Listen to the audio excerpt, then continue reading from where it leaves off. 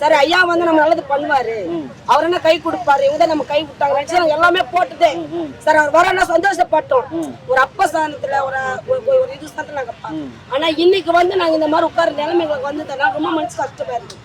ஐயா முக ஸ்டாலின் வராங்கன்னா ஐயா வரவங்க உடனே நாங்க அந்த வண்டி வரும்போது நாங்க கையெடுத்து நாங்க கும்பிடுவோம், சுண்ணாம்பு போடுவோம், நாங்க பார்க்க மாட்டோம். பசுத்துல கூட சேகனா சொல்லுவோம் மாமா ஐயா வர போறாங்கம்மா ஏழுமானா அந்த பசு கூட விட்டு நாங்க வேலை செய்வோம், சாப்பிடாம நாங்க வேலை செய்வோம்.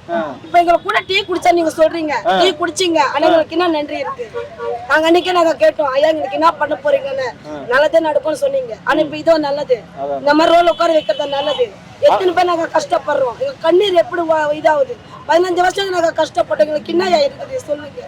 எதனா இருக்குதா? வாழ்த்தாருங்க எதனா இருக்குதா? சொல்றாரு எல்லாத்துக்கும் நான் தான் அப்பாங்கிறாரு. அப்பாதான் இப்ப அப்பா உங்க குடும்பம் நாங்க பாக்குறோம் ஐயா, அப்பாதான் ஐயா. இல்ல ஒரு குழந்தை வந்து இப்ப இங்க இருக்கிற தவறா பேசிருக்கலாம், கோவத்துல ஆத்திரத்துல ஒரு அப்பா வந்து மன்னிச்சு ஏத்துக்கணும் ஐயா.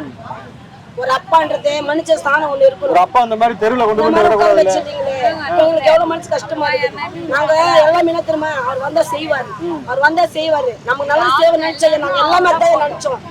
என் குடும்பத்துல வந்து 15 ஓட்டு இருக்கு. இப்போ ஒரு பெத்த பொண்ணு வந்து ரோட்ல உட்காந்தா அவங்க மனசு அவ்வளவு கஷ்டமா இருக்கு. என்னடா நம்ம பசங்க 15 வருஷம் கஷ்டப்பட்டுச்சுங்களே, ஒரு ரோட்ல நிக்குதுங்களே. இன்னைக்கு 6 நாள் ஐயா வீட்டுக்கு போய் குழந்தை எப்படி இருக்குது, புருஷன் எப்படி இருக்குன்னு எங்களுக்கு தெரியாது. இங்க நாங்களா இல்லைன்னு கூட எங்களுக்கு தெரியாது, இங்கவே இருக்கும்.